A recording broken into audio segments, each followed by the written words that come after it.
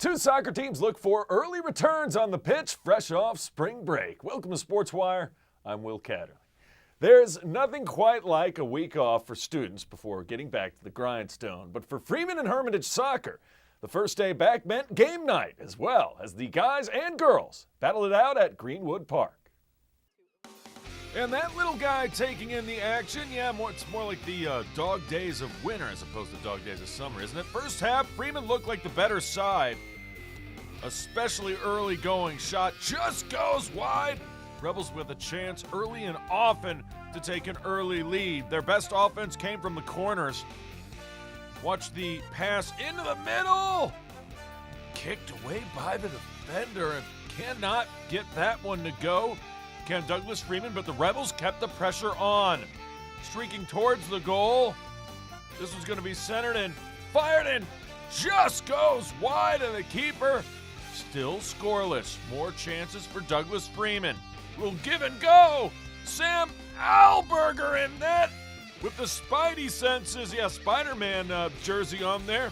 Spider senses tingling, says no with a big-time save. Hermitage free kick way too high. Still first half highlights. Rebels get on the board. The shot goes in. He shoots. He scores. Number 13 with a beautiful cross. And Mohamed El Abbasi gets credit for the goal. More Freeman Rebels. They try the cross again. Alberger is there.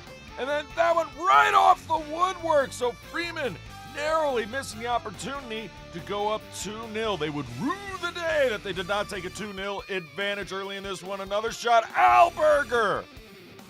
Outstretched arms. It was a great night in goal for Sam Alberger, keeping Hermitage just within arm's length. One goal behind. Second half action. Rebels on the move again. Alberger. Another save for the goalie from Hermitage. Freeman on the breakaway. Surely they're going to score here. Ooh, that pass kind of broke up the momentum and then can't get enough on it. Alberger either had a soccer magnet in his pants or he was just finding all the shots, making all the saves. Freeman again. Looking for more. Alberger! 12 saves on the night for Sam Alberger. And then Hermitage on the corner. The equalizer, he scores! Goal! But wait! Oh, the flag was up for offsides. He was past the defender. Offsides called, no goal. Weird moment here. Freeman kicks it back to their own goalie. Oh no, picks up the ball. That's a penalty. So an indirect free kick. He scores! The rule on an indirect free kick is it's got to touch somebody else before it goes in net. It cannot be a direct shot. It did ricochet off a player. And Mama didn't. Yeah, Mama did. Gets credit for it. We're tied at 1. Later, still second half. More Sam Alberger. Hermitage trying to hang on to at least get a draw. Or a tie. That's a draw in layman's terms. Soccer. Another save off the post. Hermitage clears it out of danger. And after overtime, this one would end in a tie. 1-1 is your final. On to ladies soccer now. Bit of a different story. Freeman and Hermitage, same two teams. Much different result. Lauren Bruns. Less than 5 minutes in. She makes that look easy squeezy, lemon peasy. 1-0 Freeman. And there'd be more where that would come from. Watch Shannon Galt, co-captain, my captain, splitting the defense. She finds Bruns. These two work in tandem very well together. She shoots, goes top shelf and scores. And just minutes later, it's 2-0 Freeman. There'd be more where that came from. Galt spurring the offense once again. Fights through 3. Remember the indirect kick rule? Oh no! Hermitage girls do it, and this is how you draw it up. Bruns, Galt, goal! Freeman Rebels. You rarely ever see that one play in a season, let alone on the same night, featuring two same schools at the same complex. 3-0 Rebels. They weren't finished. Here comes Bruns on the breakaway. She shoots. She scores. Lauren Bruns over 30 goals a year ago, adding to her total on this night. Already a couple in for the Rebels. Here they come again on the break. Who else? Bruns. And this time, finds the back of the net. Lauren Bruns once again. Still early in the first half. She's already got the hat trick, the 3 goals. More Freeman. This time, going top shelf. Oh, just off the post. And no, the Rebels spent a living in the Hermitage zone. And here comes Shannon Gold. Goal! She connects. Freeman up a lot to a little. They still weren't done in the first half. More goal. She shoots. And not a bad job by the keeper in net, by the way, for Hermitage. She was under attack all night long. She made some nice saves in this one. It was just too much Freeman on the offense. This time the pass in. Number 17 going to get in the books. That one she can't corral. She shoots, she scores. Catherine Panatti puts it up and in. Bruns, by the way, scores 4 goals in about 10-minute span, and then, has an early exit, early night of rest for her. Number 17 takes advantage. Catherine Panatti, she shoots, she scores. Rebels up 8-0 at that point. They would add another to make it 9-0, and the Rebels roll over Hermitage. Well, let's go to guys lacrosse. First year VHSL as a varsity team, Highland Springs. Guys lacrosse team. And they looked the part, too. It's just Glen Allen, taking them on, has a lot of experience. They've been playing the sport for a lot longer. Nice save by Seth Savage for Highland Springs. But Glen Allen gets on the board. He shoots. He scores. Sam Hyman. And he's the third of the Hyman trio. He's had a daughter and a brother both go through Glen Allen, and now Sam gets his chance to shine. So, cool moment for the Hyman family. Number 2 gets on the board as well. That's Owen Hundley, senior attacker. He scores, and that's blistered in. Oh, my goodness gracious. Jake Faison, midfield captain. He scores. Highland Springs had chances in this one. Check it out. Number 19 rips a shot. Oh, just goes high and wide. David Goodwin. It was 3-0 after 1 quarter play. 4 quarters and guys across. Jags firing a shot. He shoots. He scores. Number 22 doing the honors. It's Brian Huffnagel. He's also a senior midfield captain. Another try by Highland Springs. Like I said, they had their chances. That one is saved, and a nice one. And then this shot, I don't know how it didn't go in. Great job by Savage keeping that one out of the net, but it was too much. Glen Allen in this one. Firing, finding the back of the net, number 18, Colson Bawn. And they're still not finished. Great passing and a good look underneath. Nick Fowler finds the back of the net. All Glen Allen in this one. Highland Springs, I'm telling you, they're going to get better as the years go on, even towards this year. 12-0, you're fine. We get a little refresher when we come back. We revisit highlights from 2 baseball teams looking to make a move in the standings as Glen Allen and Freeman face off. Plus 2 top tennis rivals meet again as Deep Run looks to down the Godwin Eagles. Highlights are straight ahead. Don't always have time to watch Sportswire on your TV? No problem. Episodes are available anytime on the web at watchsportswire.com. And it works just as well on your phone. Watch Sportswire anytime, anywhere at watchsportswire.com. So both the Rebels and the Jaguars looking to remain unbeaten on the season. And the aforementioned Kenneth Jackson on the mound for Glen Allen, first inning. The heater gets Zach Schwartz to go down. And then he's not finished. Uncle Charlie, strike him out, sit him down. It was Jackson who had a 5-inning no-hitter against Henrico early in the year, looking to duplicate things. You don't see this very often. Great job by the catcher. Interference called on Justin Walton, so the batter is out. The runner has to retreat back to first, so it's not a stolen base. Trying to steal second again. This time you don't see this often either. He's tagged out, and they say the runner pulled the ball out of the defender's glove, so he is out. Bizarre plays in baseball indeed. Cooper Benson going down, no problem. Next inning for Mr. Kenneth Jackson. Strike him out, sit him down, and gets Gray Pappas to the 3rd inning we go.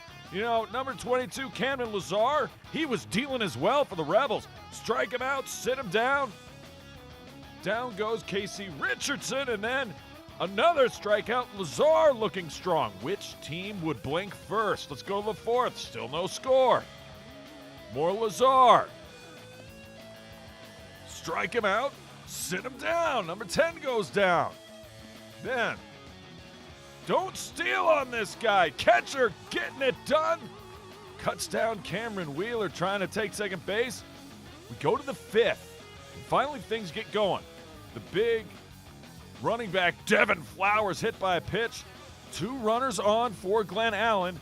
Looked like Freeman would get out of this with no problems because, watch the right of your screen. Jumping in, flying in is Drew Frank. He gets the pop-out bunt all the way from first base. And then, well, Glen Allen would finally get on the board. Ground ball, base hit through the hole between third and short. Runner comes around to score. And yeah, he thinks he's a lumberjack, cutting down wood. Robert Spicer picking up the RBI. And then with a runner on third base, great plays. Devin Flowers comes to score on the sacrifice bunt to give the Jaguars a little bit of cushion with a 2-run lead. Still in the fifth. Trying to steal second. Third time's a charm this time for Glen Allen. And the ball gets away. Runner from third comes home to score. In the form of Robert Spicer, it's a 3-0 lead. After 5, more wheeling, more dealing. Kenneth Jackson. Right down Broadway, strike 3, he got him. And the Jaguars up 3-0 through 6. And Coach Dave Savino saying, hey, when the ball's hit, I want you to run. It's on the ground. Run! It's a base hit. Flowers with an RBI. More runs for Glen Allen. They would take a 4-0 lead going into the 7th and final frame. And guess what? Mr. Kenneth Action Jackson with the strikeout. Jackson gave up 1 hit in this, couple of walks, and 10, count them, 10 strikeouts in the win. Glen Allen goes to Freeman. They stay unbeaten and shut out the Rebels. 4-0 is your final. So to Deep Run High School we go. Tennis anyone, we go to the number 1s. It's Brooke Conitzer in the near court for Deep Run in blue against Emily Wirt of Mills Godwin in red in the far court. And watch this winner. Right in your living room, Emily Wirt. Godwin, big point down the line. Conitzer would come back, though, on the serve. Conitzer, Wirt trying to make her use all the court. Conitzer on a pretty nice-looking volley. Going to stop the winning attempt there. And then Conitzer starts to take control. She's got Wirt on the run, and then slam-a-jamma. Point, Brooke Conitzer. More Conitzer with the serve.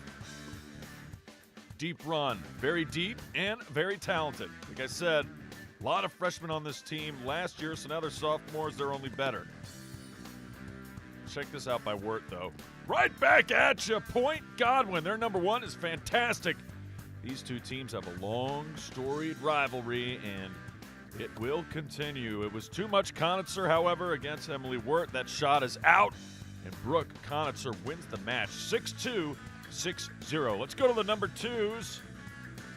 In the front court, Godwin's Sahiti Vegunta taking on Audrey Butterworth. In the far court there, Butterworth just knocks that one in. That's good for the point. Now we switch sides. Butterworth in the near court. Audrey. Really good 1-2 combo for Deep Run between Brooke and Audrey. That shot cannot be gotten to. Another point for Butterworth. Audrey on the serve. Just power. That one cannot be gotten to at all. Butterworth again on the serve. Boom! Down the line. Point. She is heating up, and so is this Deep Run team. Still not finished. Cannot return that one. And it was all Butterworth. 6-1, 6-0 over Sahiti Bagunta. Nice point right here from Sarah York taking on Olivia Wright. Sarah York, winner down the line again in the far court. There she is again serving. But Olivia Wright could do no wrong later in this match. She's only a freshman, and she's about 6'1". So hard to play the net game. Be better off lobbing it, but she's got a massive forehand. Very powerful shots. York had to jump at that one, and then right in on the line, point, Olivia Wright. More right. On the serve once again. Powerful forehand. Right, using the other side of the court. That is money. 6-1, 6-3 would be your final in this one, as you would see Wright again. Once again, another freshman. Not even going to let it land. What a winner, as Wright dispatches of Sarah York. Let's go to the number 4s. It's Andrea Jaffe in the far court here for Mills Godwin, taking on Lindsay O'Neill. Swing and a miss, strike 3. O'Neill misses that one. She wouldn't miss too much more, though. Now she's in the far court. O'Neill on the serve. Great shot right here. You think she's got it, and she does. Nice point for Jaffe, getting the point for Mills Godwin. However, Lindsay O'Neill, like the rest of the girls, very talented, nice drop shot, perfectly placed for the point right in your living room. Point deep run. Wildcats aren't finished either. O'Neill going to put this ball where Jaffe cannot get it, right into me. She gets the point. They get the win 6-2, 6-1. Deep Run wins 9-zip. Back to baseball when we return. Deep Run got 2 wins over the break in their Spring Break Classic. We show you how one of them was in dominant fashion, plus an East End rivalry revisited on the softball diamond when Verina tries to get a comeback victory over Henrico. That's next. Todd's a great guy. I mean, look at him. What a sweetheart. Attaboy. Wait, Todd, what are you doing? How totally selfish and un-Todd-like of you. Come on, Todd. Come on, man. Welcome back to Sportswire Spring Break Baseball. Anyone? A Deep Run High School. It is the Wildcats taking on Caroline. Caroline. Deep Run already up. 8-0. Adding more. Base hit up the middle. Wildcats. Tanner Vale getting it done. And on the mound, things were looking good for Deep Run. And at the plate, that ball's hit deep to left center and over left fielder's head. That's going to score 1 run. Anthony Santor comes in. Here comes 2 runs. That is Tanner Vale. He comes in. A 2 RBI double by Brooks. Maisie. And then this doggle hunt. That's good for a base hit. Line drive single to right. Another run coming in. It's Maisie. And that's Kevin Stiff, who stuck that one into right field for the RBI single. Caroline highlight here. They get the strikeout to stop the bleeding, so to speak, and end the inning. But on the mound for Deep Run, number 22, getting it done. Brandon Hill on the hill. Strike him out, sit him down. Hill performed well in this one.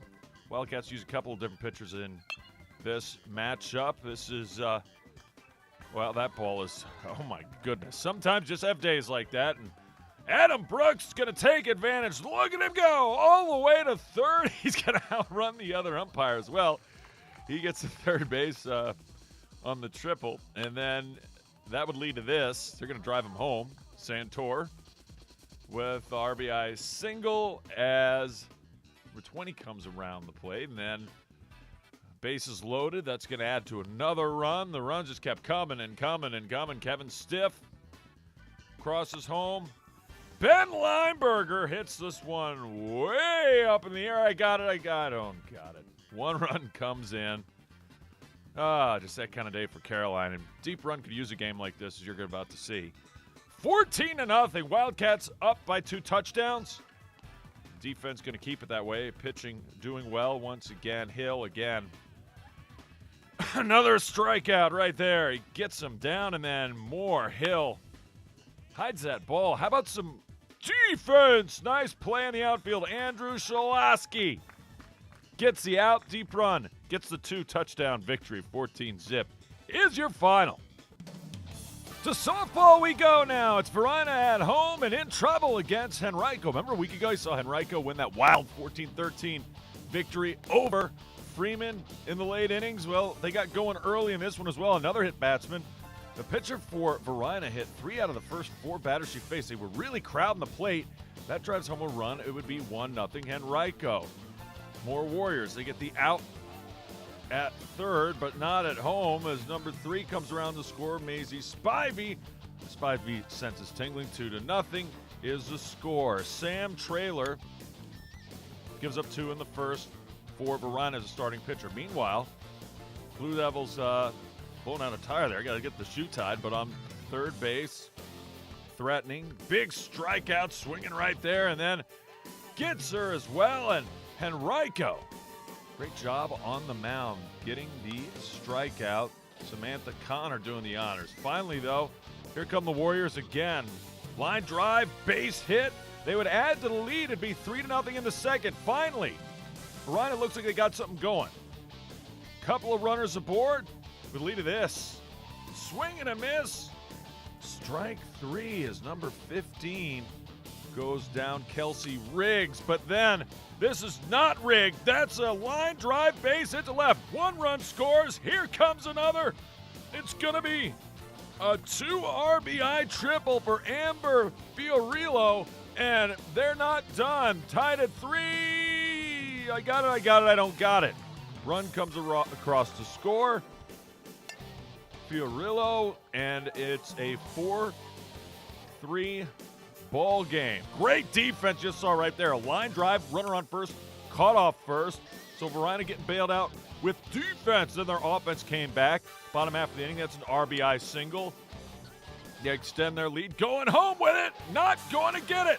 Somehow the runner hadn't taken off from third yet, but she will still score. Number 17, Sam Wingo. It's 6-3 Varina. So once down 3-0, now up 6-3. Once having problems throwing the ball, Sam Traylor getting out with some help from her defense too. Nice job at short, Amber Fiorillo. And then that's a gapper all the way to the wall with a runner aboard. She will score. And number 4, Alexis Garnett. And Fiorillo with the RBI double. Later, runner at third, same inning. That goes for a sac fly.